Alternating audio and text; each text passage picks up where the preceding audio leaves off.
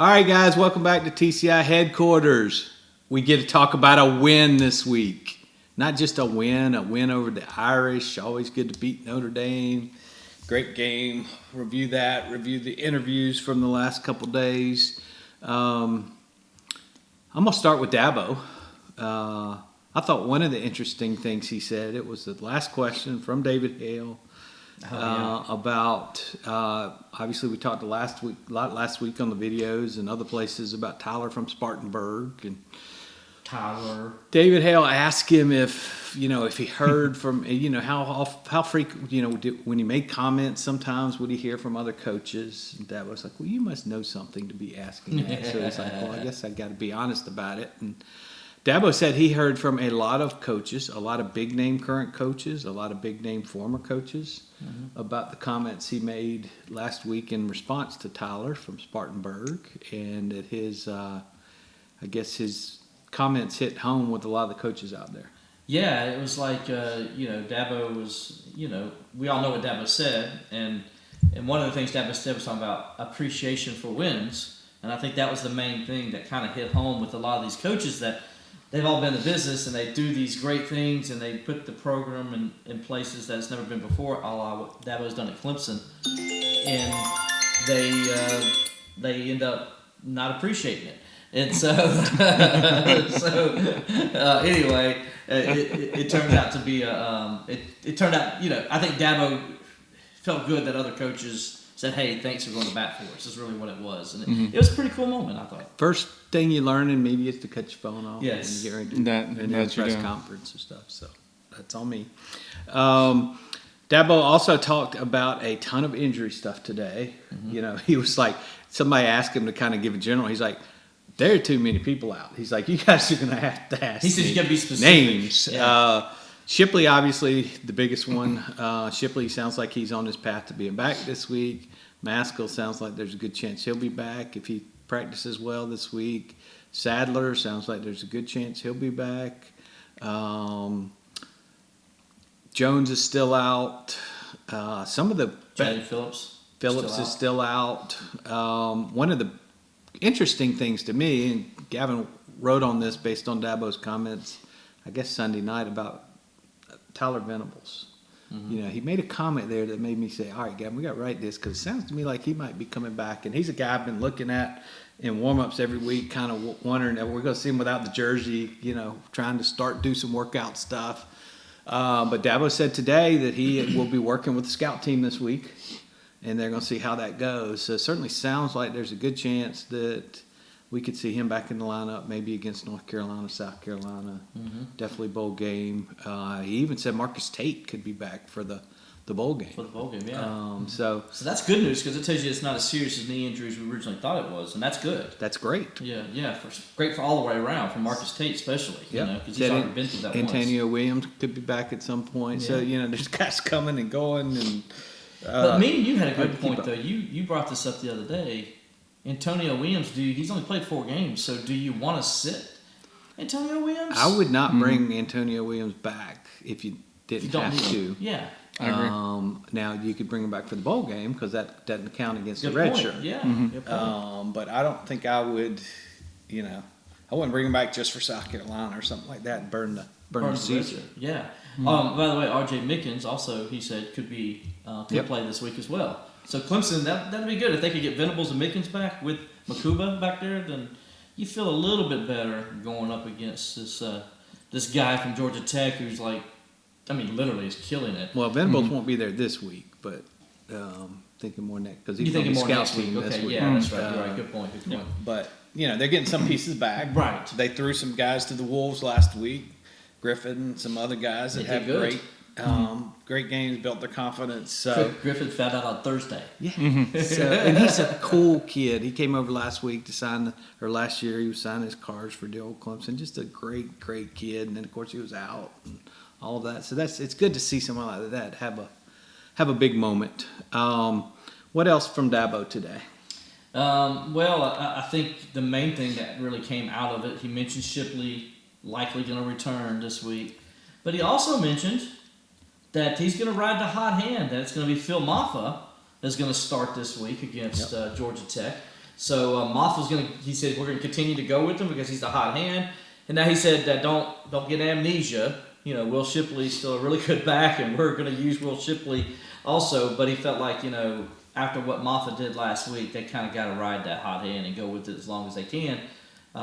Which is not surprising because we all thought that's what they should do. Not surprising. A lot of people thought maybe she should have done that much sooner, but after last week, it's good to see that was enough to make that change there. And, you know, he said Shipley will, you know, wake some people up when he does get his opportunities. And obviously he's going to be playing with a huge chip on his shoulder when he gets his chance. And he does. And you hope maybe having this extra week, because I thought Will, Cameron, you can contest this, I thought Will was injured all year. The way he would run, and then, you know, we've heard, and also seen ourselves where he's kind of had his shoulder ice down coming out of a game, and he's got his shoulder as he's leaving with his dad. And so you wondered, like, okay, how healthy is he? So maybe having a week off with the concussion, yeah, I know it sucked for Ship, and I know he wanted to play, but maybe having that week off helped him other ailments, whatever he was dealing with, because I know there's got to be something, because he just didn't seem like he was hitting the holes the same way he did last year. Mm-hmm.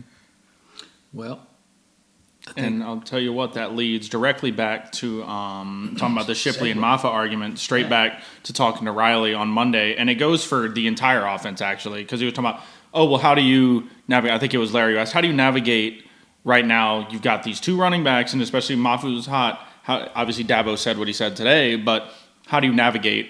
You want to give the ball to Moffa now, but you can't make the other guy mad. And that's something he's like, yeah, you have to keep both of those guys happy. It's like you got to give them each the same amount of food. So I think that's a thing that they're going through. But he also mentioned they're not going to give them the same amount of food, though. Yeah, but they're going to feed them something. They're going to have to feed them something. Mm-hmm. Yeah. So, but the other thing that brought up was, how do you deal with the hot hand on the offensive line? And that's something that I'm curious about this week. Because let's say you get these other guys back. Cade Klubnik yesterday said that's the best he's ever seen a front five on an offensive line play in his football career. That's really interesting considering you had guys out. So now you come into this week, let's say you get guys back. Are you going to put them in? Or are you going to stick with that same hot hand on the offensive line given the performance you had? I answer that question for you. Mm-hmm. Tristan Lee, as good as he did last week, I still think he's better. Right I agree, but I agree with that one. And I put Colin Sadler back. Okay, mm-hmm. So let's take that further. Yeah. Mm-hmm. Okay, so if Sadler's back out there, and you're gonna move Tristan inside, which guard are you taking out? Which guard are you taking out? Right. You're taking out. I think you're taking out Harris Sewell because he's still. Yeah, young. And you know, and he played well last week. Don't get me wrong, but they also simplified things. Because they knew they had the freshman in there, and you give Thomas Austin credit for that to say, hey, look, we got to put a true freshman in. We're going to have to simplify it a little bit because there's still things he's learning. And I think where the other guy, Trent Howard, is more of a veteran. He's done some things. I think. But Howard's been playing this year, and he was successful last week. But he's successful. He's had some different positions times where he was not as successful. So that's why I say I think that's a great question. Yeah. No, it is. My guess is we'll probably see a mix of maybe both more of them this week. Maybe that's the beauty of all this. You now know, okay, we got guys that can play these other positions and play them to a certain level, and we know when to put them in and when to take them out. That's absolutely the beauty. And the beauty for the kids is they get the confidence. Like Griffin getting an interception. Those guys that got thrown out there, Terrell last week, getting all that experience and playing well. You know, that they may not play again this week coming down the stretch, but Sewell getting that playing time, and we're going to see him more the next few weeks. He's going to be, because of this, he will be a lot better player next season when everything rolls around because he's got that confidence of playing in the game. Dude, he just like, I asked him, I'm like, did you get more juice because you were playing? Like, you're getting told at the start of the week, you're going to not only play against Notre Dame, you're going to start against Notre Dame. That had to get, I mean, think about it, guys. We're all grew up college football fans, and Notre Dame's the one you always hear about over and over, and they got their own NBC broadcast channel. You're like, you know, you get to line up against Notre Dame in your first career start. Dude, you can't ask better than that, man. I'll be so stoked. I'm ready to hit some golden domers. You know, he had to be like, he had to be like, you know, excited about that. He did. He kind of played it a little bit, but at the same time, he kept it. You know, he didn't want to go too much on it, but you could tell he was juiced because he's getting to start against Notre Dame. He didn't get to start against Florida Atlantic. He got to start against Notre Dame, his first career start. He'll remember that the rest of his life. Well, and the other thing we're going to. I was going to say, speaking of excitement, yesterday it was funny. We talked about Kylan Griffin a little bit. It was when he was talking about the interception. He said he caught it, and like obviously Crowd goes crazy. He's excited. He wants to go get a pick. And I don't know how he heard this because he describes it. He starts running, and then you're in Death Valley losing their mind, and he can hear Barrett Carter come over. He's like, get down. Like screams at him from across the field to get down. But then he said, I was all right because he said, forget the interception. The more exciting moment was sprinting to the other side of the field to run to the student section and meet all the fans. So he was like, forget the play. Let's talk about the excitement. Remember, we saw that when he intercepted it. Barrett Carter's like, get down. But how many guys would actually do that? Exactly, yeah. And he talked about how he wanted to take it in the house. He wanted to. But he's like, well, when Barrett Carter comes over and you can hear him over that crowd, you should probably listen to him. As it turned out, Barrett probably should have let him run the ball. But maybe a little closer anyway. Yeah. And that's what he laughed a little bit. He's like, hindsight's 20/20. So yeah, exactly. A fun moment. The other thing we're going to see is, Dabo talked about this today, is there are a lot of guys now that we're in these final few games, and since the red shirts don't count in postseason, those games anymore, we're going to see some other guys play and in the mix here these final 3 games that will get some of that experience we're just talking about, and we'll get to see some of those guys for the first time. I would like to see Clemson get into, and I know it's going to be difficult, these next 3 opponents. They're not going to be easy by any stretch. You got Georgia Tech who's playing well. You got North Carolina who's when they get up 63-17 on South Carolina, they can play a lot of people. I knew you were going to say that. And that would be awesome, but I don't know if that's going to happen. But I would love to see, like a guy like the freshman wide receiver that we haven't really seen all year. Noble. He's one of the guys Dabo talked about today. Yeah, so you like to see a guy like him get out there and see what he could do in some of these spots because, we heard how great the talent he is. Like to because I remember T. Higgins didn't play all year until the Citadel game, that his freshman season, remember? And he came out and he balled.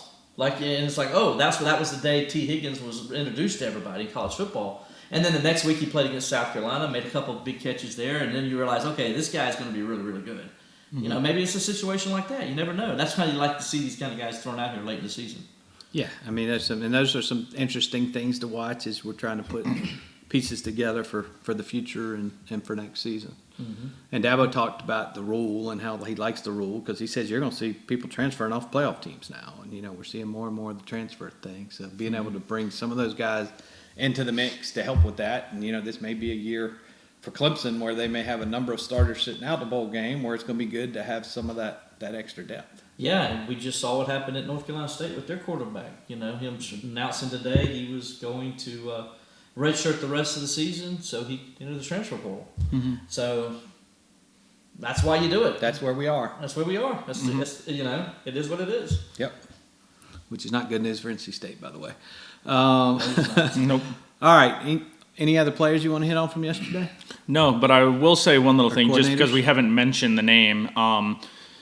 Wes Goodwin went at length about a lot of different things, but then right in the middle of it, Ross had to stop. And we've heard like 15 of these over the last couple of days that Jeremiah Trotter Jr. is on a watch list or won some kind of award in the last 2 days. Mm-hmm. And Wes talked a lot about his voice because everybody sees him as the guy who's not very kind of lead by example, but he's like, there's nobody in that locker room that's respected more than him. So when he speaks up, it's important. And we don't have to talk about the player he is. That speaks for itself and all the awards that he's currently a finalist, semifinalist. Enjoy watching him the next 3 weeks. He did talk about today, Jeremiah Trotter, we got to interview him today. He did talk about why he started his dad's hammer thing. Mm-hmm. And greatest celebration. Yeah, so he did it last year. I want to say, I can't remember what game he said it was, but he did it last year, and all his teammates loved it.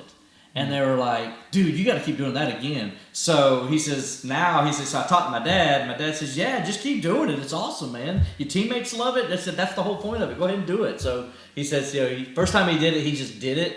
But he wasn't going to do it every time. But now he's like, okay, my dad says it's okay. I'm going to go ahead and do it. Mm-hmm. And he looks just like his dad when he does it, So it's awesome. Mm-hmm. Made me think of one more thing Dabo said today, which Bart has been asking about.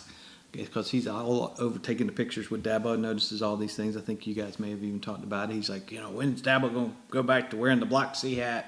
That's where Clemson wins, when he's wearing that. Dabo was asked about that this week, and he actually went through what hats he wears during what phase of the season, and he doesn't wear the block C until they get to the championship phase of the season. Which is this now, right? Yes. So that's why you saw it last week against Notre Dame, and this is the same time of year he starts It's wearing when that Sweatshirt hat Dabo every comes year. out. You know, when Sweatshirt Dabo comes out, it comes out at the same time. It's like a combo. You know, so you know, it's all part of the plan. You know, it's like they wear the purple jerseys this week. It's part of the plan. You know. So my advice is next year, maybe September, October, wear something different. Change it up. Oh, you're telling Dabo to change it up? Yeah, didn't work this year. Yeah. The normal routine. But anyway, that was the first time I had heard his reasoning for what hat he wears during what Does it phase of the surprise you season. that Dabo has a plan for his uniform? But so you He think does. It you does think not surprise you me. think it's all mental, or does he have like a little calendar, like in No, it's planned. If Dabo does something planned, it's written down. and He's got a it's calendar. He's like, okay, today, so I'm gonna wear this with this combination. There's nobody more prepared than Dabo Sweeney for anything.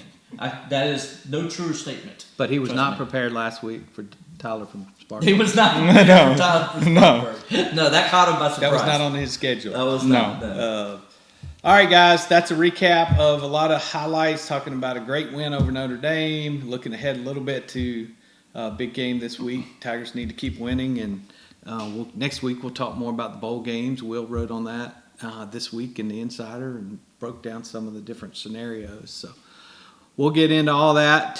Georgia Tech game is critical. If you want to go to a better bowl game, Clemson, you need to take care of business from here on out. So fans, show up this week. Another nice noon game. Weather doesn't look great for Saturday, so get out there and enjoy another day in Death Valley. You've only got 2 more left this season, so we'll have it all covered all weekend long. Stay tuned to the Clemson Insider for the most complete coverage of Clemson athletics. I like to bring pressure from the edge. The Clemson Insider brings it every day. Make sure to check out the Clemson Insider for the most complete coverage of Clemson athletics.